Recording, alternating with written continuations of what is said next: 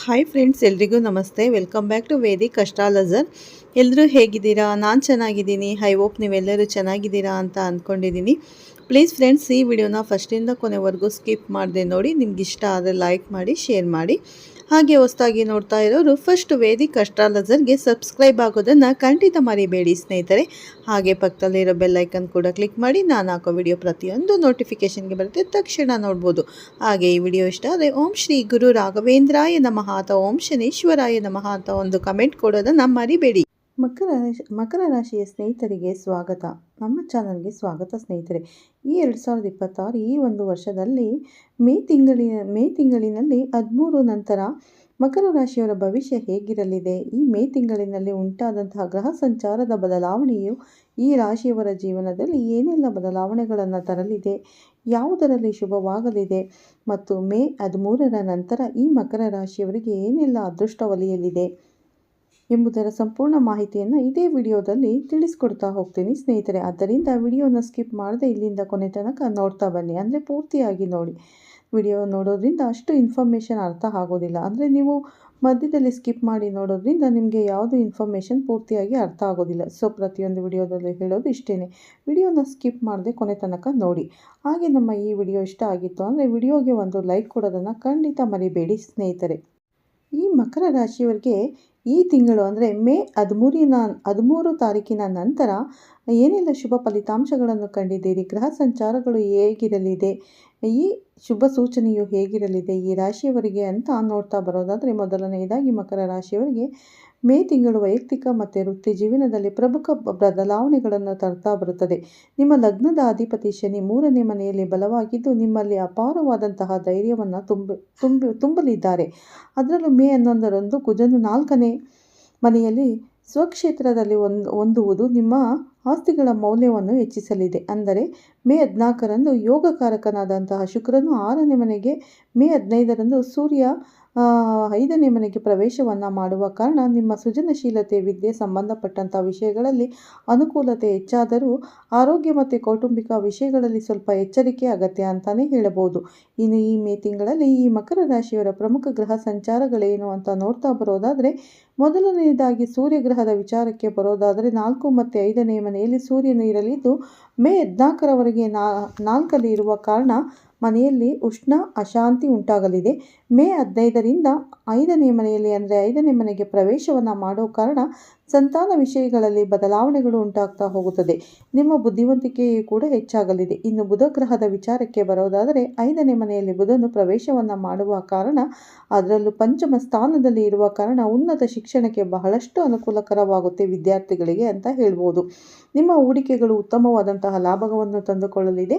ಬೌದ್ಧಿಕ ಹೂಡಿಕೆಗಳು ಕೂಡ ಹೆಚ್ಚಾಗ್ತಾ ಹೋಗುತ್ತೆ ಅಂತಾನೆ ಹೇಳ್ಬೋದು. ಇನ್ನು ಶುಕ್ರ ಗ್ರಹದ ವಿಚಾರಕ್ಕೆ ಬರೋದಾದರೆ 5 ಮತ್ತು 6ನೇ ಮನೆಯಲ್ಲಿ ಈ ತಿಂಗಳು ಶುಕ್ರನ ರಾಶಿ ಬದಲಾವಣೆಯನ್ನು ಮಾಡಲಿದ್ದು ಮೇ 14ರವರೆಗೆ 5ನೇ ಮನೆಯಲ್ಲಿ ಸ್ವಕ್ಷೇತ್ರದಲ್ಲಿ ಇರುವ ಕಾರಣ ಕಲಾಕಾರರಿಗೆ ಲಾಭ ಎದುರಾಗ್ತಾ ಹೋಗುತ್ತೆ. ಮೇ 14ರಿಂದ 6ನೇ ಮನೆಯಲ್ಲಿ ಪ್ರವೇಶವನ್ನು ಮಾಡುವ ಕಾರಣ ಉದ್ಯೋಗದಲ್ಲಿ ಕೆಲಸದ ಒತ್ತಡ, ಶತ್ರು ಜಯವನ್ನು ಈ ರಾಶಿಯವರು ಕಾಣಲಿದ್ದೀರಿ. ಇನ್ನು ಈ ರಾಶಿಯವರು ಬುಧ ಗ್ರಹದ ವಿಚಾರಕ್ಕೆ ಬರುವುದಾದರೆ 5ನೇ ಮನೆಯಲ್ಲಿ ಮೇ 15ರಿಂದ ವೃಷಭ ರಾಶಿಯಲ್ಲಿ ಪ್ರವೇಶವನ್ನು ಮಾಡ್ತಕ್ಕಂಥ ಬುಧನು ಉನ್ನತ ಶಿಕ್ಷಣಕ್ಕೆ ಬಹಳಷ್ಟು ಅನುಕೂಲಕರವನ್ನು ಮಾಡಿಕೊಡಲಿದ್ದು ಬೌದ್ಧಿಕ ಹೂಡಿಕೆಗಳು ಕೂಡ ಹೆಚ್ಚಾಗಲಿದೆ. ಇನ್ನು ಶನಿ ಗ್ರಹದ ವಿಚಾರಕ್ಕೆ ಬರೋದಾದರೆ 3ನೇ ಮನೆಯ ಮೀನ ರಾಶಿಯಲ್ಲಿ ಆತ ಇರತಕ್ಕಂಥದ್ದು. ಅಂದರೆ ಮೀನರಾಶಿಯಲ್ಲಿ ಇರುವಂಥದ್ದು ಶನಿಯ ಪರಾಕ್ರಮ, ಧೈರ್ಯ, ಸ್ವಯಂ ಕೃಷಿಯನ್ನು ಲಾಭಗಳನ್ನು ತರಲಿದ್ದಾರೆ. ಸಹೋದರರೊಂದಿಗೆ ವ್ಯವಹಾರಗಳು ಕೂಡ ಹೆಚ್ಚಾಗುತ್ತಾ ಹೋಗುತ್ತೆ. ಇನ್ನು ಗುರುಗ್ರಹದ ವಿಚಾರಕ್ಕೆ ಬರೋದಾದರೆ 6ನೇ ಮನೆಯ ಮಿಥುನ ರಾಶಿಯಲ್ಲಿ ಯಥಾಸ್ಥಿತಿಯಲ್ಲಿ ಇರುವಂಥದ್ದು ಅವರು ಆರೋಗ್ಯದ ಬಗ್ಗೆ ಎಚ್ಚರಿಕೆಯನ್ನು ಸೂಚಿಸಲಿದ್ದು ನಿಮ್ಮ ಖರ್ಚುಗಳು ಕೂಡ ಈ ಟೈಮಲ್ಲಿ ಹೆಚ್ಚಾಗಲಿದೆ. ಸ್ಪರ್ಧಾತ್ಮಕ ವಾತಾವರಣವೂ ಕೂಡ ಈ ರಾಶಿಯವರಿಗೆ ದೊರಕಲಿದೆ ಅಂತಾನೆ ಹೇಳಬಹುದು. ಇನ್ನು ಈ ರಾಶಿಯವರ ವೃದ್ಧಿ ಮತ್ತು ಉದ್ಯೋಗದ ವಿಚಾರಕ್ಕೆ ಬರೋದಾದರೆ ನಿಮ್ಮ ರಾಶಿಗೆ ಯೋಗಕಾರಕ ಮತ್ತು ಕರ್ಮಾಧಿಪತಿಯಾದಂತಹ ಶುಕ್ರನು ಮೇ 14ರವರೆಗೂ ಪಂಚಮ ಸ್ಥಾನದಲ್ಲಿ ಸ್ವಕ್ಷೇತ್ರದಲ್ಲಿ ಇರುವುದರಿಂದ ತಿಂಗಳ ಮೊದಲ ವಾರದಲ್ಲಿ, ಅದರಲ್ಲೂ ಈ ಮೇ 10ರ ನಂತರ ನಿಮ್ಮ ವೃತ್ತಿ ಜೀವನದ ಅತ್ಯಂತ ಸೃಜನಾತ್ಮಕವಾಗಿ ಪ್ರಶಂಸೆಗಳೊಂದಿಗೆ ಸಾಗ್ತಾ ಹೋಗುತ್ತದೆ ಸ್ನೇಹಿತರೆ ಅಂತಾನೆ ಹೇಳ್ಬೋದು. ನೀವು ಮಾಡುವಂತಹ ಕೆಲಸಗಳಿಗೆ ಮೇಲಧಿಕಾರಿಗಳಿಂದ ಮನ್ನಣೆಯೂ ಕೂಡ ದೊರೆಯಲಿದೆ. ಆದರೆ ಮೇ 14ರಂದು ಶುಕ್ರನು 6ನೇ ಸ್ಥಾನದಲ್ಲಿ ಪ್ರವೇಶವನ್ನು ಮಾಡುವ ಕಾರಣ ಕಚೇರಿಯಲ್ಲಿ ವಾತಾವರಣವು ಬದಲಾಗಲಿದ್ದು 6ನೇ ಮನೆ ಸೇವಾ ಸ್ಥಾನವಾದ್ದರಿಂದ ನಿಮಗೆ ಜವಾಬ್ದಾರಿಗಳು, ಕೆಲಸದ ಒತ್ತಡ ವಿಪರೀತವಾಗಿ ಹೆಚ್ಚಾಗ್ತಾ ಹೋಗುತ್ತದೆ ಸ್ನೇಹಿತರೆ. ಸಹೋದ್ಯೋಗಿಗಳಿಂದ ಸ್ಪರ್ಧೆ ಎದುರಾದರೂ ಲಗ್ನಾಧಿಪತಿಯಾದಂಥ ಶನಿ 3ರಲ್ಲಿ ಇರುವುದರಿಂದ ನಿಮ್ಮ ಧೈರ್ಯ ಕುಂದುವುದಿಲ್ಲ ಅಂತಲೇ ಹೇಳಬಹುದು. ಶತ್ರುಗಳ ಸಂಚುಗಳನ್ನು ಸಮರ್ಥವಾಗಿ ಈ ರಾಶಿಯವರು ಹಿಮ್ಮೆಟ್ಟಿಸುತ್ತೀರಿ ಅಂತಲೇ ಹೇಳ್ಬೋದು. ಇನ್ನು ಈ ರಾಶಿಯವರ ವ್ಯಾಪಾರ ಮತ್ತು ಸ್ವಯಂ ಉದ್ಯೋಗದ ವಿಚಾರಕ್ಕೆ ಬರೋದಾದರೆ ಈ ರಾಶಿಯವರಿಗೆ ಈ ಮೇ ತಿಂಗಳಿನಲ್ಲಿ, ಅದರಲ್ಲೂ ಮೇ 10ರ ನಂತರ ರಿಯಲ್ ಎಸ್ಟೇಟ್ ಮತ್ತು ಆಟೋಮೊಬೈಲ್ ಕ್ಷೇತ್ರಗಳಲ್ಲಿ ಅದ್ಭುತವಾದಂತಹ ಲಾಭಗಳು ನೀಡ್ತಾ ಬರ್ತದೆ ಅಂತಲೇ ಹೇಳ್ಬೋದು. ಇನ್ನು ಮೇ 11ರಂದು ಲಾಭ ಮತ್ತು ಚತುರ್ಥಾಧಿಪತಿಯಾದಂಥ ಕುಜನು 4ನೇ ಮನೆಯಲ್ಲಿ ಸ್ವಕ್ಷೇತ್ರದಲ್ಲಿ ಹೋಗುವ ಕಾರಣ ಭೂಮಿ, ಅಪಾರ್ಟ್ಮೆಂಟ್ಗಳು, ಕನ್ಸ್ಟ್ರಕ್ಷನ್ಸ್ ವ್ಯಾಪಾರ ಮಾಡುವವರಿಗೆ ದುಡ್ಡಿನ ಮಳೆಯೇ ಸುರಿಯಲಿದೆ ಅಂತಲೇ ಹೇಳ್ಬೋದು. ಅದರಲ್ಲೂ ಕಲೆ, ಮೀಡಿಯಾ, ಡಿಸೈನ್ ಮುಂತಾದವುಗಳು ಸ್ವಯಂ ಉದ್ಯೋಗ ಮಾಡ್ತಾ ಇರೋರಿಗೆ ಮೇ 15ರ ನಂತರ ಸ್ಪರ್ಧಾತ್ಮಕ ವಾತಾವರಣ ನಿರ್ಮಾಣವಾಗ್ತಾ ಹೋಗುತ್ತೆ. ನಿಮ್ಮ ಸೇವೆಗಳಿಗೆ ತಕ್ಕಂಥ ಆರ್ಥಿಕ ಪ್ರತಿಫಲವೂ ಕೂಡ ದೊರೆಯಲಿದ್ದು ಅದಕ್ಕೆ ತಕ್ಕಂಥ ಶ್ರಮ ಕೂಡ ಇರಲಿದೆ. ಮತ್ತು ಕಾಂಟ್ರಾಕ್ಟ್ಗಳನ್ನು ಮಾಡಿಕೊಳ್ಳುವಾಗ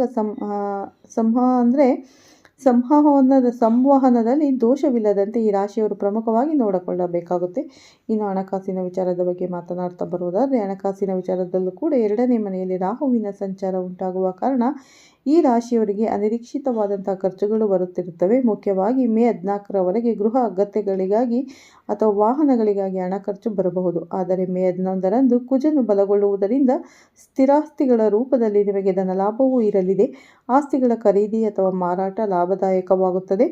ಮೇ 15ರ ನಂತರ ಅಷ್ಟಮಾಧಿಪತಿ ಸೂರ್ಯನು 5ನೇ ಮನೆಗೆ ಹೋಗುವುದರಿಂದ ಊಹಾತ್ಮಕ ಹೂಡಿಕೆಗಳನ್ನು ಮಾಡುವವರು ಬಹಳ ಎಚ್ಚರಿಕೆಯನ್ನು ವಹಿಸುವುದು ಕೂಡ ಅವಶ್ಯಕ. ಆಕಸ್ಮಿಕ ಲಾಭಗಳು ಹಾಗೆ ನಷ್ಟಗಳು ಕೂಡ ಎರಡೂ ಸಂಭವಿಸುವಂಥ ಸಾಧ್ಯತೆ ಈ ರಾಶಿಯವರಿಗೆ ಇರಲಿದೆ ಅಂತಲೇ ಹೇಳ್ಬೋದು.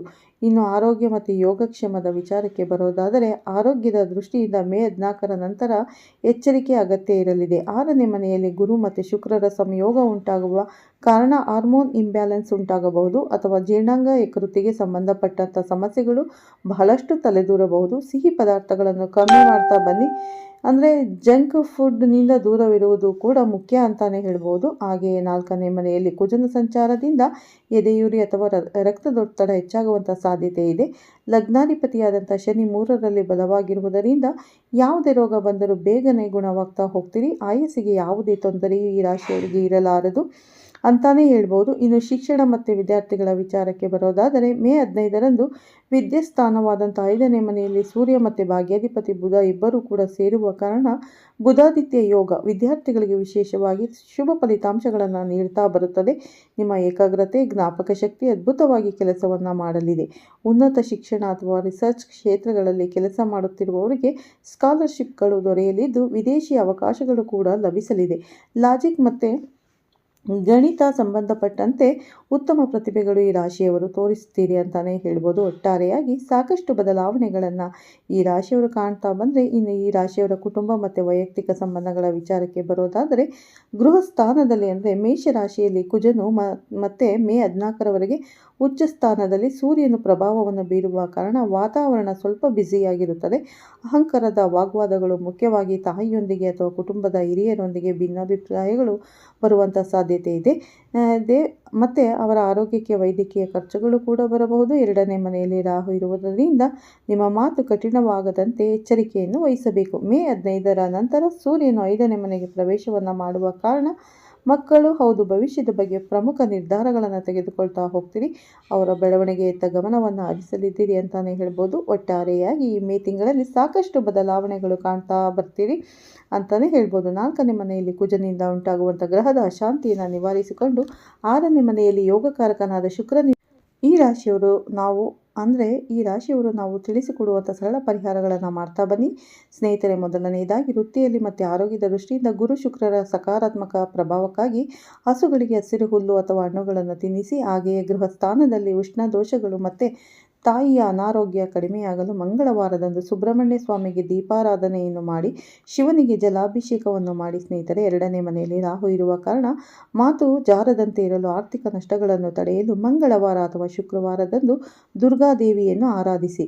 ಇದರಿಂದ ಕೂಡ ಸಾಕಷ್ಟು ಬದಲಾವಣೆಗಳನ್ನು ಕಾಣ್ತಾ ಬರ್ತೀರಿ. ಪ್ರತಿ ಶುಕ್ರವಾರದಂದು ತಾಯಿ ಜಗನ್ಮಾತೆಯಾದಂಥ ಲಕ್ಷ್ಮೀ ದೇವಿಗೆ ಪೂಜೆಯನ್ನು ಸಲ್ಲಿಸಿ, ಲಕ್ಷ್ಮೀ ದೇವಿಗೆ ಪ್ರಿಯವಾಗಿರುವಂಥ ಬಿಳಿ ಹೂಗಳನ್ನು ಅರ್ಪಿಸಿ ಪೂಜೆಯನ್ನು ಸಲ್ಲಿಸುವುದರಿಂದ ನಿಮ್ಮ ಮನೆಯಲ್ಲಿ ಸುಖ ಸಮೃದ್ಧಿಯ ಜೊತೆಗೆ ಸಂಪತ್ತು ಕೂಡ ಹೆಚ್ಚಾಗಲಿದೆ. ನೀವು ಅಂದುಕೊಂಡಿರುವಂಥ ಕಾರ್ಯಗಳು ಕೂಡ ಯಾವುದೇ ಅಡೆತಡೆ ಇಲ್ಲದೆ ನೆರವೇರುತ್ತವೆ.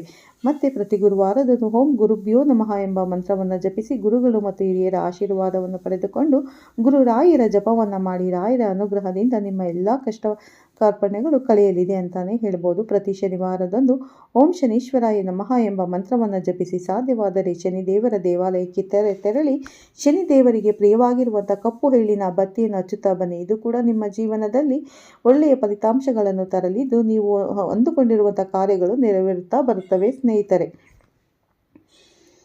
ಮತ್ತು ಇವತ್ತಿನ ಈ ವಿಡಿಯೋ ನಿಮ್ಗೆ ಇಷ್ಟ ಆಗಿದ್ರೆ ಲೈಕ್ ಮಾಡಿ, ಶೇರ್ ಮಾಡಿ, ಮತ್ತು ಹೊಸದಾಗಿ ನೋಡ್ತಾ ಇರೋರು ನಮ್ಮ ಚಾನಲ್ಗೆ ಸಬ್ಸ್ಕ್ರೈಬ್ ಮಾಡ್ಕೊಳ್ಳಿ. ಪಕ್ಕದಲ್ಲಿರೋ ಬೆಲ್ ಐಕಾನ್ ಕ್ಲಿಕ್ ಮಾಡಿ ನಾವು ಹಾಕೋ ಪ್ರತಿಯೊಂದು ವಿಡಿಯೋ ನೋಟಿಫಿಕೇಷನ್ಗೆ ಬರುತ್ತೆ, ತಕ್ಷಣ ನೋಡ್ಬೋದು. ಈ ವಿಡಿಯೋ ಇಷ್ಟ ಆದರೆ ಓಂ ಶನೀಶ್ವರಾಯ ನಮಃ ಅಂತ ಒಂದು ಕಮೆಂಟ್ ಕೊಡೋದನ್ನು ಖಂಡಿತ ಮರಿಬೇಡಿ ಸ್ನೇಹಿತರೆ. ಮತ್ತೆ ಸಿಗ್ತೀನಿ ನಿಮಗೆ ಉತ್ತಮ ರಾಶಿ ಭವಿಷ್ಯದೊಂದಿಗೆ ಅಂತ ಹೇಳ್ತಾ ಈ ವಿಡಿಯೋನ ಎಂಡ್ ಮಾಡ್ತಾ ಇದ್ದೀನಿ. ಎಲ್ಲರಿಗೂ ಒಳ್ಳೆಯದಾಗಲಿ ಅಂತ ದೇವರಲ್ಲಿ ಪ್ರಾರ್ಥನೆ ಮಾಡ್ತೀನಿ. ಪ್ರತಿಯೊಬ್ಬರಿಗೂ ಒಳ್ಳೆಯದಾಗಲಿ. ಮತ್ತೆ ಸಿಗ್ತೀನಿ ಉತ್ತಮ ರಾಶಿ ಭವಿಷ್ಯದೊಂದಿಗೆ. ಅಲ್ಲಿವರೆಗೂ ತಮ್ಮೆಲ್ಲರಿಗೂ ಧನ್ಯವಾದಗಳು ಸ್ನೇಹಿತರೆ. ಎಲ್ಲರಿಗೂ ಒಳ್ಳೆಯದಾಗಲಿ.